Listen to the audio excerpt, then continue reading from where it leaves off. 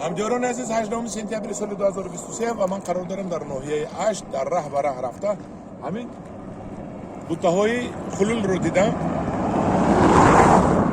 یکی باروسش بوته‌های شیپونیک وانا کارالevski شیپونیک ببینید چه بسگی همین دهقان باغ زردالو دارن و باغ زردالوش رو دیوارش رو از همین خلول ساخته است، یعنی شنونده است. هر یک 2 متر به یک تشنوندگی، یعنی 2 متر به یک تشنوندگی و علاقه محکم کرده است. و اگر شما هر یک 50 سانتی متر به یک تشنونید مرغ نمیگذارد.